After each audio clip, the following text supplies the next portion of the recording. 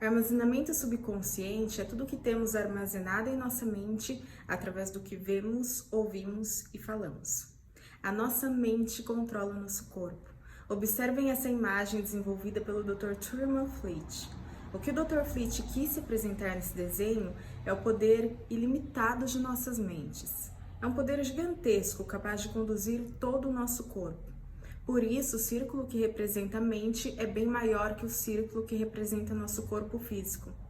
Obviamente que Deus já instruiu seus filhos acerca disso no livro de Provérbios, onde ele diz: tenha cuidado com o que você pensa, pois a sua vida é dirigida pelos seus pensamentos. O cérebro é o dispositivo mais complicado que existe no universo e ele controla todos os aspectos da vida do ser humano. E através de uma reprogramação mental é possível driblar os sintomas da ansiedade. A mente é dividida em 3 partes: mente consciente, inconsciente e subconsciente. A mente inconsciente tem apenas 2 funções: sistema nervoso autônomo, que é a respiração, sistema digestivo e batimentos cardíacos, e sistema imunológico, que protege e regenera as nossas células, ou seja, coisas que a gente não controla, mas que mantém a gente vivo. Depois nós temos a mente consciente, que faz 4 coisas: analítica, analisa situações do dia a dia, problemas, traz soluções e toma decisões. Memória funcional, se refere a informações que a gente usa no dia a dia, como o nome das pessoas, telefone, endereço, CPF. Racional é a mente que tem que dar a gente razão do porquê nos comportamos de determinada maneira. Força de vontade é aquela força que nos motiva a fazer algo novo, diferente ou então mudar um velho hábito, porém apenas a força de vontade para mudar determinados hábitos não é suficiente, pois ela exerce pouco poder sobre a nossa vida. Agora aqui sim está a parte mais poderosa da mente humana, mente que praticamente controla a nossa vida, a mente subconsciente. E é nela que vamos nos concentrar para justificar esse aumento tão expressivo de pessoas ansiosas. Imaginem que dentro da nossa mente subconsciente tem um armário cheio de gavetinhas. Nessas gavetas estão arquivadas toda a nossa programação mental que foi instalada desde quando éramos um feto. A partir do momento que algo foi desenhado no subconsciente, armazenado nessas gavetas, aquilo se torna uma crença, uma realidade em nossa vida. Todos nós somos frutos de uma ideia. Se uma pessoa acha que é original, que pensa por si mesma, que suas ideias vieram de si, essa pessoa é ingênua demais.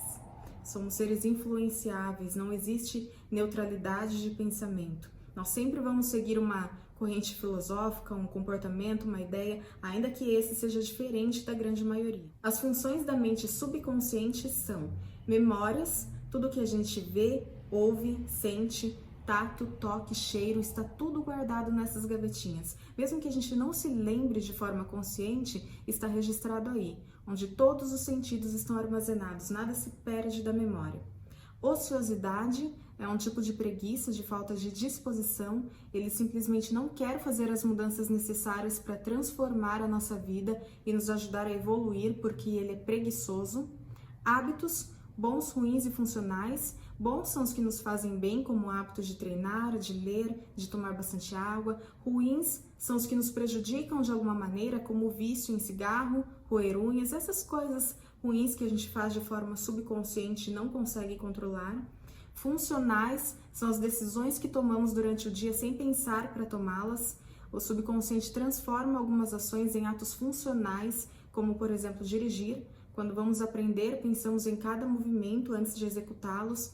Depois de um tempo, isso se torna um hábito funcional e você passa a fazer os movimentos de forma automática, sem a necessidade de pensar demais antes de cada movimento. Depois nós temos a autoproteção, que tem como função nos proteger de perigos reais ou imaginários. Então pode existir um perigo iminente, o nosso subconsciente tenta nos proteger, e também pode existir um perigo que não é real e o subconsciente tenta nos proteger da mesma maneira. O problema é que nem sempre ele nos protege do jeito que a gente gostaria. A autoproteção explica os vícios, a insônia, a gagueira, as crises de pânico, de ansiedade. Eu vou dar um exemplo. Uma mulher que tinha insônia foi se tratar com hipnoterapia. E durante o tratamento ela teve acesso a uma memória, a um fato que ocorreu na sua vida aos 3 anos de idade. Quando ela estava em sua cama, se preparando para dormir, ela ouviu os pais tendo uma discussão na sala, uma briga. E o pai gritou para a mãe assim: "Eu só não vou embora por causa da nossa filha". E ela, que ainda não estava dormindo, ouviu isso e o que aconteceu? Aquela informação entrou no subconsciente e foi avisado: se eu não ficar alerta, meus pais vão se separar. E anos depois, mesmo não se lembrando desse fato, aquilo ficou gravado que ela não podia se desligar, o que desencadeou a insônia. Óbvio que não foi apenas uma causa, às vezes pode ser apenas uma, mas a maioria das vezes é um acúmulo. Então imagine um copo vazio e conforme nós vamos tendo experiências, esse copo vai enchendo. Se as experiências forem na sua grande maioria negativas, quando esse copo transborda, começam as crises, os sintomas com o intuito de nos proteger. E então vem um diagnóstico. Um outro exemplo da autoproteção é o vício em cigarros. Geralmente, o motivo original inconsciente pelo qual uma pessoa começa a fumar é se sentir aceita no seu meio social, se sentir inclusa em determinado grupo, o que transmite a ela uma sensação de segurança. E segurança é uma necessidade básica do ser humano. Então, o subconsciente, percebendo que você se sentiu seguro e acolhido uma vez que você fumou, aquilo vai se tornar um hábito, um vício para te proteger. Por último, nós temos as emoções. As 4 básicas são medo, alegria, tristeza e raiva. Emoção é quando eu recebo um estímulo externo e isso provoca uma reação emocional instantânea no meu organismo. Agora guardem isso. Essa parte emocional do subconsciente é meio infantil, é irracional, porque a razão está lá no consciente, lembra? Então, na hora da emoção, você faz ou fala algo e depois se pergunta: por que eu fiz isso? Porque estava emocionado com a situação do momento e se deixou levar pela emoção. Outro ponto muito interessante a observar com relação à emoção é que o nosso cérebro não diferencia na sua forma de reagir o real do imaginário. Então, se você tem o hábito de assistir noticiários que focam em desastres, filmes de suspense, de terror, jogos violentos, você é um forte candidato a desencadear em algum momento da sua vida uma depressão, ansiedade, fobias, por conta do acúmulo, o que pode reativar memórias ruins e recuperar traumas, gerando um impacto extremamente negativo em nossa vida.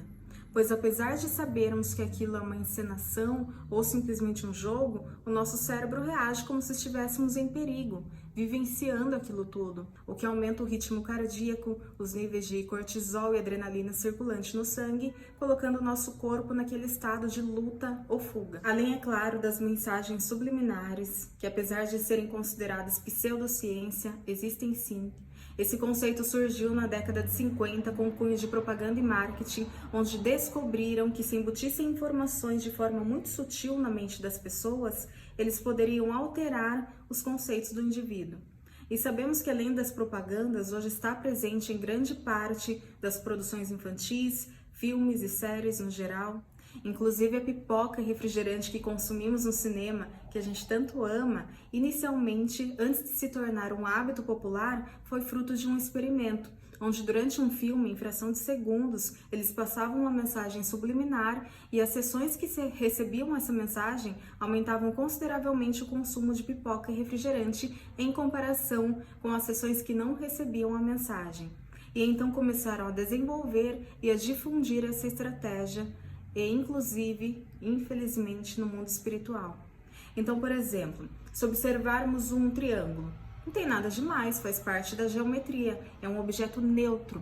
Porém, quando se torna um símbolo impregnado de maldade e passa a ser usado de forma estratégica para mudar a nossa percepção a respeito de algo, ele deixa de ser neutro. Aquilo que é explícito, ou você rejeita ou você absorve. É uma escolha. Agora, o segredo da mensagem subliminar é ser imperceptível aos olhos, para não ser rejeitada. A percepção é praticamente zero. Se você não percebe, você não rejeita.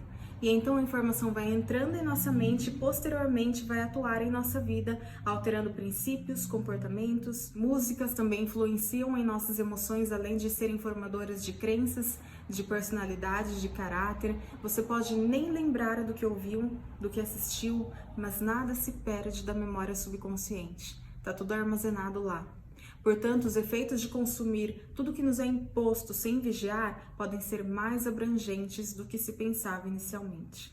Antigamente, muitos religiosos foram considerados radicais por resistirem a toda essa tecnologia, mas a verdade é uma só. Eles não sabiam desses efeitos no organismo, cientificamente falando, mas a sabedoria divina não falha.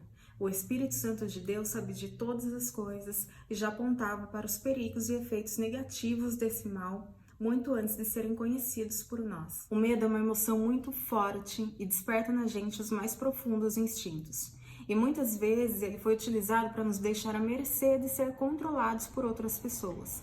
No livro A Arte da Guerra, Sun Tzu, um dos maiores pensadores sobre guerras de todos os tempos, escreveu que qualquer general ou líder tem que causar medo nos seus subordinados, porque o medo facilitaria o comando. Nicolau Maquiavel escreveu no seu livro O Príncipe que qualquer líder que se puder escolher entre ser temido ou ser amado, deveria escolher ser temido, porque isso facilitaria a obediência às ordens impostas. No julgamento de Nuremberg, depois da Segunda Guerra Mundial, Hermann Göring, um dos principais nomes do Partido Nazista Alemão, disse que mudar a opinião da população é fácil. Tudo o que você teria que fazer é expor elas ao perigo. O medo é uma das maiores ferramentas para manipular a percepção do ser humano, inclusive muito bem utilizado pela mídia, principalmente quando se tem propósitos políticos envolvidos. E o medo sendo usado como manipulação já se repetiu muitas vezes na nossa história. Então temos que ficar atentos quando que o medo demais está sendo usado para tomar o nosso controle, a nossa liberdade e exercer domínio sobre a humanidade. O apóstolo Paulo chega a dizer que o medo é um espírito e na carta a Timóteo adverte: pois Deus não nos deu o espírito de covardia, mas de poder, de amor e de equilíbrio.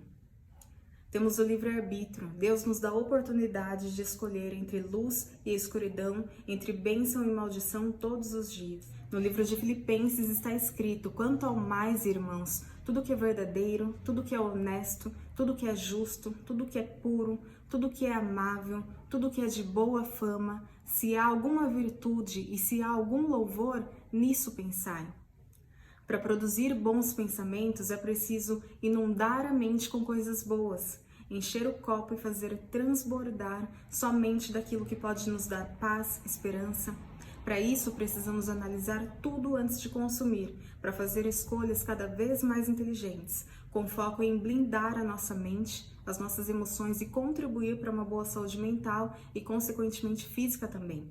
A sugestão aqui é apenas vigiar, se conectar menos para se conectar mais.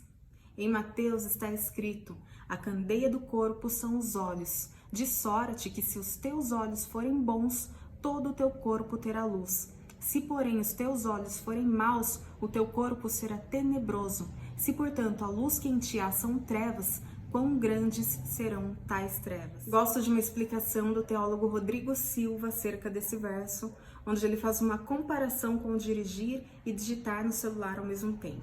Por que a polícia considera isso uma falta grave? É óbvio que é porque nossos olhos precisam estar focados, com a mente focada numa única direção. Quando estamos dirigindo, precisamos prestar atenção no caminho à nossa frente, com olhos e ouvidos atentos. Do contrário, a nossa atenção se divide e o risco de acidentes é alto. Não podemos nos distrair olhando coisas ao nosso redor e perdendo rumo.